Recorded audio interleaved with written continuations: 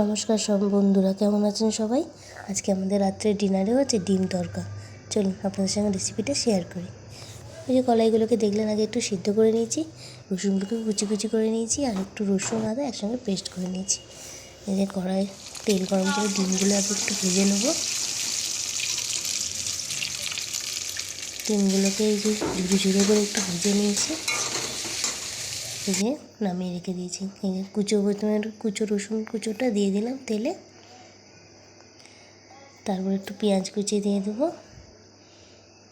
রসুনটা একটু হালকা ভাজা ভাজা হয়ে গেলে তারপর পেঁয়াজটা দেবো। পেঁয়াজটা দিয়ে দেবো, পেঁয়াজটার পর একটু উপরে লবণ দিয়ে দিলাম। পেঁয়াজটা তাড়াতাড়ি নরম হয়ে যাবে। পেঁয়াজটা একটু নরম হয়ে যেতে যাতে টমেটোগুলো দিয়ে দিলাম। পেঁয়াজ টমেটোগুলো একটুখানি নরম হয়ে গেছে ভাজা ভাজা, হলুদ, লঙ্কা আর আদা রসুনের যে পেস্টটা ছিল ওটা দিয়ে দিলাম। আদা রসুনটা একটু মশলাটা ভালো করে কষিয়ে নিই। মশলা থেকে তেল ছেড়ে দিয়েছে দেখুন। এবার কড়াইগুলোকে ঢেলে দিলাম, একটু নাড়াচাড়া করে জল ঢেলে দেবো। এটা হয়ে গেলে নামিয়ে একটা তরকার ফোড়ন রেডি করে নেবো। এই যে আলাদা কড়াই একটু তেল দিয়ে দিলাম, আর একটু বেশি করে রসুন কুচি দিয়ে দেবো, আর একটু বেশি করে কারি পাতা। যাতে তরকার মশলা না থাকে তাহলে এই ফোড়নটা দিয়ে দিলেও তরকার মতনই গন্ধ হবে।